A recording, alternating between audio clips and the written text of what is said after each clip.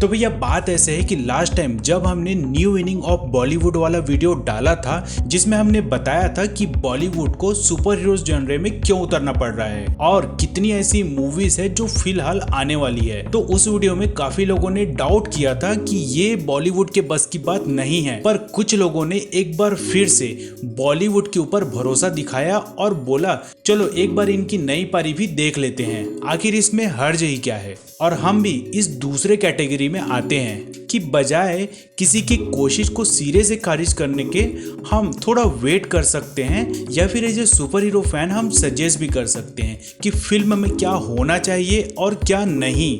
ना as a film critic या किसी फिल्मी गुरु की तरह नहीं, बल्कि एज ए व्यूअर, क्योंकि भाई आखिर दर्शक ही तो हैं जो किसी भी मूवी को हिट या फ्लॉप करा सकते हैं। तो आज के इस वीडियो में हम ऐसी ही एक छोटी सी कोशिश करेंगे और बात करेंगे उन 10 गलतियों की जिसे बॉलीवुड को अपने आने वाले सुपर हीरोज की मूवीज में बिल्कुल भी नहीं करना चाहिए। तो मैं हूं आपका होस्ट प्रणय और आप देख रहे हैं हाई बीपी टीवी। वीडियो अंत तक देखना और कहीं भी स्किप ना करना, ऐसा ना हो कि आप वीडियो का सबसे मजेदार और इम्पोर्टेंट पॉइंट ही मिस कर दें।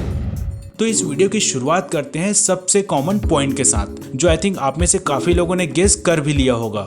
हाँ बिल्कुल वही, मीन्स फिल्मों के बीच में आने वाला गाना। भाई पहले तो मैं बॉलीवुड वाले से ये पूछना चाहता हूँ कि फिल्मों के बीच में ऐसे गाने डालने से आपको मिलता क्या है? व्हाट?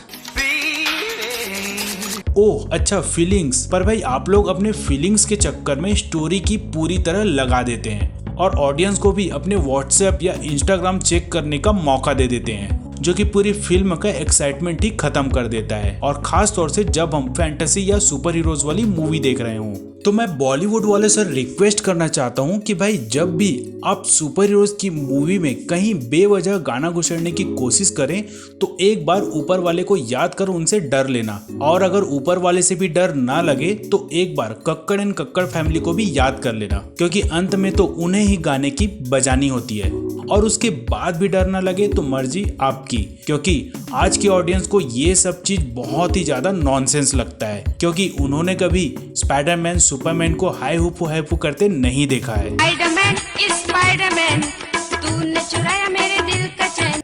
अरे ये वाला नकली है यार। चलिए इस पॉइंट के लिए हम किसी मार्वल या डीसी से कंपेयर नहीं करेंगे, बल्कि इंडियन सुपर हीरोज के कॉस्ट्यूम का कंपेयर करेंगे एक इंडियन सुपर हीरो के कॉस्ट्यूम से ही, जो कि इस मामले में थोड़ा बेहतर है, और वो है रावण। आई थिंक इसका नाम जीवन है, पर काफी लोग इसे, खैर छोड़ो। तो रावण में शाहरुख खान का कॉस्ट्यूम या फिर अर्जुन रामपाल का कॉस्ट्यूम थोड़ा फील कराता है कि वाकई में हम कोई अच्छी सी सुपर हीरो वाली मूवी देख रहे हैं। और वहीं इसके अपोजिट अगर दूसरे इंडियन सुपर हीरोज को देखें तो लगता है नहीं ये मजाक हो रहा है, एक सेकंड यार, मजाक हो रहा है। एक और जहां बाहर के सुपर हीरोज के कॉस्ट्यूम का डिटेलिंग लॉन्ग शॉट में भी क्लियर नजर आता है, तो दूसरी ओर हमारे सुपर हीरोज का कॉस्ट्यूम को किसी भी एंगल से देख लो, बस क्राइम मास्टर गोगो के कॉस्ट्यूम से थोड़ा ही बेहतर लगेगा। और इस भाई साहब के लिए तो शायद किसी ने थोड़ा सा भी एफर्ट नहीं डाला, बेचारे को चलता फिरता कबाड़ी बना दिया। तो डियर बॉलीवुड, नेक्स्ट टाइम जब भी कोई नया सुपर हीरो या कैरेक्टर इंट्रोड्यूस करो तो प्लीज कॉस्ट्यूम डिजाइनर को जरा ढंग से पे कर देना, ताकि वो अपने सारे टैलेंट का यूज कर कुछ यूनिक बनाए, ना कि हर किसी को बस ब्लेड बना दे। वैसे इस टॉपिक में मैं शक्तिमान के कॉस्ट्यूम को ऐड नहीं किया हूं, क्योंकि 2021 के टॉपिक में 20 साल पुराने शो की बात करना काफी अनफेयर होगा। एक बात तो तय है, सुपर हीरोज की कैटेगरी में बॉलीवुड का उद्धार तभी हो सकता है जब वो नए सुपर हीरो क्रिएट करने की बजाय किसी कॉमिक्स के सुपर हीरोज या कैरेक्टर को एडॉप्ट करे।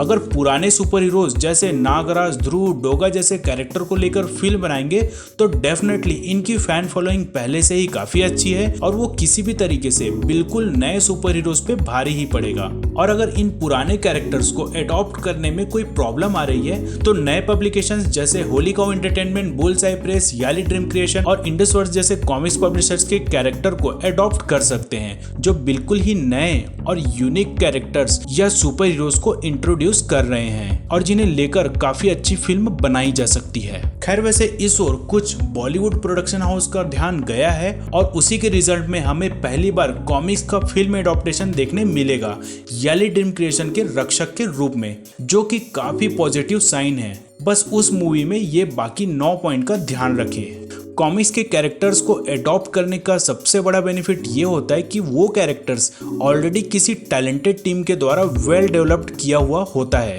जिसमें आपको कॉन्सेप्ट से लेकर स्टोरी और लॉजिक सब कुछ अच्छा ही मिलेगा। और इन सब का फायदा बॉलीवुड को ही मिलेगा अगर वो इन पे फिल्म बनाते हैं। अब बस देखना है कि बॉलीवुड कब अपने कदम इस ओर बढ़ाते हैं।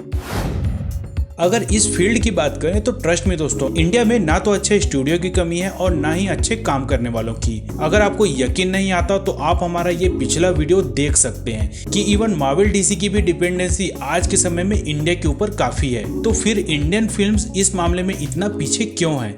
उसका सीधा सा जवाब है बजट, जो कि most of Indian production houses कम ही रखती है। पर जिसमें वीएफएक्स का बजट ज्यादा रखा जाता है, उसका रिजल्ट तो आप जानते ही हैं कि कैसा होता है। एग्जाम्पल के तौर पे बाहुबली, रावण, रोबो 2.0 और क्रिश की मूवी को ले सकते हैं, जिसे बिल्कुल पिक्सल परफेक्ट तो नहीं कहा जा सकता, बट डेफिनेटली किसी भी इंटरनेशनल मूवी को ये थोड़ी बहुत टक्कर दे ही सकते हैं। अब यहाँ सबसे इंटरेस्टिंग टॉपिक की बात करते हैं और वो है लॉजिक। सर, लॉजिक की बात हो रही है तो इस टॉपिक में बात करने से पहले मैं यहाँ बता दूं दोस्तों कि ऐसा बिल्कुल भी नहीं है कि मार्वल डीसी की मूवी में इनलॉजिकल कुछ भी नहीं होता। लॉजिक के साथ छेड़खानी तो उनके मूवीज में भी होता है, पर वो अपने काल्पनिक दुनिया की अलग से थ्योरी बनाकर उसे प्रूव करने की पूरी कोशिश करते हैं कि भाई जो भी यहाँ दिखाया जा रहा है उसे आप डाइजेस्ट कर सकते हैं। वहीं दूसरी ओर अगर इस तरह की बॉलीवुड फिल्म की बात करें तो यहाँ लॉजिक के साथ छेड़खानी नहीं बल्कि सीधा चीरहरण हो जाता है और उसके बाद फिर प्रूफ करने के लिए कुछ बचा ही नहीं रहता। और बॉलीवुड को इन सब चीजों से ही बचना चाहिए और ये तभी पॉसिबल होगा जब यंग थिंकिंग वाले फिल्म मेकर्स इसकी बागडोर संभाले, नहीं तो पूरी फिल्म की 12 बजे की। भाई इस टॉपिक में बात करने से पहले मैं ये क्लियर कर दूं कि मैं भी उन लोगों में शामिल हूं जो घर पे 2 टाइम पूजा करता है, मंदिर जाता है और कभी कभी फास्ट भी रहता है। तो इससे पहले कि कोई मुझे पाकिस्तान भेजे या नास्तिक होने का सर्टिफिकेट दे दे, इस पॉइंट को जरा ध्यान से समझो कि भाई आर्ट और रिलीजियस थिंग को बिल्कुल ही अलग अलग रखना चाहिए, क्योंकि इसका सबसे बड़ा कारण है कि एक तो ये फिर बेवजह एक मुद्दा बन जाता है और फिर फिल्म नहीं बल्कि एक ऐसा तवा बन जाता है जिसमें हर कोई अपनी अपनी रोटी सेकने में लग जाता है। और दूसरा ये कि इसमें कहीं ना कहीं एक लिमिटेशन होता है जिसे डेफिनेटली आप क्रॉस नहीं कर सकते, क्योंकि ये लोगों के सेंटिमेंट्स से जुड़ा हुआ रहता है। पर कभी कभी स्टोरी की डिमांड के हिसाब से थोड़ा लिमिट क्रॉस करना पड़ता है, जो कि बाद में भारी पड़ जाता है। इसलिए इसका सबसे अच्छा सोल्यूशन ये है कि आप इस तरह की मूवी में धर्म को बेवजह ना लाएं। फैंटेसी फिल्म है तो फैंटेसी धर्म भी क्रिएट किया जा सकता है, जो कि इन विवादों से भी बचाएगा और क्रिएटिविटी के लिए भी किसी तरह का कोई रोक टोक नहीं रहेगा। वैसे बहुत से प्रोडक्शन हाउस इसे एक पब्लिसिटी स्टंट की तरह लेने लग गए हैं, जिन्हें ये भाई साहब देख लेंगे। फिलहाल तो हम देखते हैं हमारा 7वां पॉइंट और वो है, वैसे सच बोलूं तो मुझे सारे नेपोटिज्म के प्रोडक्ट से प्रॉब्लम नहीं है, क्योंकि कुछ लोगों ने अपना नाम अपनी मेहनत से कमाया है, जैसे कि हमारे क्रिश यानी कि ऋतिक रोशन, रणबीर कपूर और टाइगर श्रॉफ। ये क्या बात करता है यार? अच्छा सॉरी, नो टाइगर। गजब बेइज्जती है।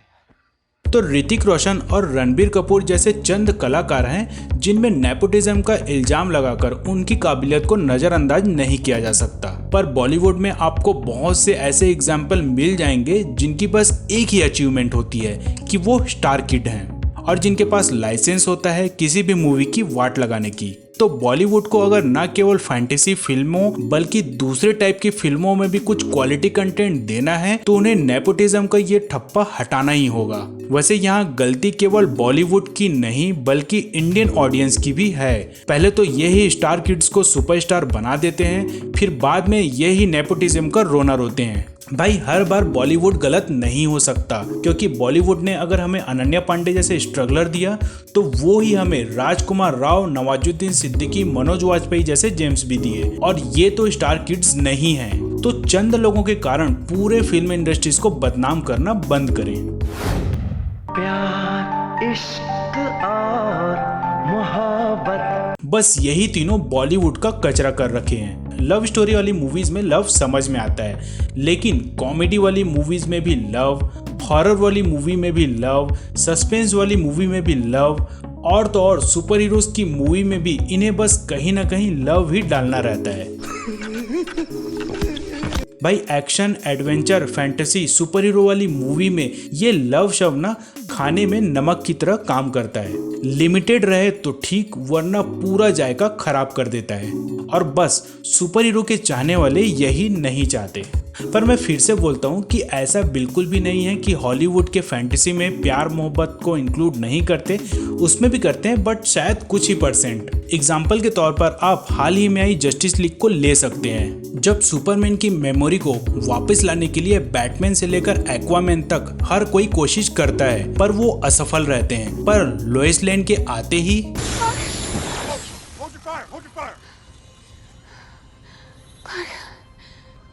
औरत का चक्कर बाबू भैया, औरत का चक्कर। लेकिन इसके बाद हमें प्यार और रोमांस से ज्यादा एक्शन ही देखने मिला, जिसके कारण ऑडियंस इन्हें ज्यादा नोटिस नहीं करा।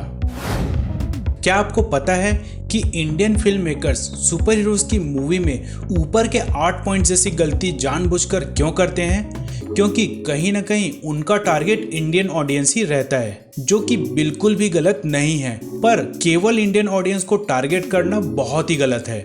भाई हॉलीवुड की तरह बॉलीवुड का भी नाम वर्ल्ड डिक्शनरी में है, लोग बॉलीवुड को अच्छे से जानते हैं, तो सुपर हीरो जैसे इंटरनेशनल कॉन्सेप्ट के लिए टारगेट इतना नेशनल क्यों? और ऐसी कोई बात नहीं है कि बॉलीवुड या इंडियन फिल्म्स इंडिया से बाहर किसी तरह की कमाई नहीं करती। दंगल, बाहुबली, वॉर, पीके और भी ऐसे बहुत से इंडियन मूवीज हैं जो ना केवल इंडिया बल्कि इंडिया के बाहर भी अच्छी खासी कमाई करती है। तो कहने का मतलब ये है कि अगर बॉलीवुड चाहे तो अपने कुछ स्टूपिड बचकाने पहचान को बदल कर कुछ अच्छी फिल्म बनाए जो कि इंटरनेशनली उन्हें रिप्रेजेंट करे, न कि यहाँ के सुपर हीरोज बस यहीं तक ही सीमित रहे। एक चीज आपने हमेशा नोटिस किया होगा कि इंडिया में अगर कोई सीक्वल वाली मूवी बनती है तो उसका पहला पार्ट ही अच्छा रहता है, उसके बाद के नहीं। कुछ एक्सेप्शंस हैं, पर मोस्ट ऑफ द मूवी का सेकेंड पार्ट या सीक्वल एवरेज ही होता है। उसका सबसे बड़ा रीजन ये होता है कि वो सीक्वल नहीं बल्कि पहले हिट हो चुकी मूवी को ही कैश करने के इंटेंशन से उसी के नाम से एक और फिल्म बना देते हैं। मतलब एक फिल्म सफल हो गया तो उसी के नाम से बाकी मूवी भी बना दो, कम से कम कमाई तो हो ही जाएगा। और यही हम पीछे रह जाते हैं। भाई फैंटेसी फिल्मों की प्लानिंग कर ही रहे हो तो थोड़ा टाइम दो, बड़ा सोचो, लॉन्ग टर्म की सोचो।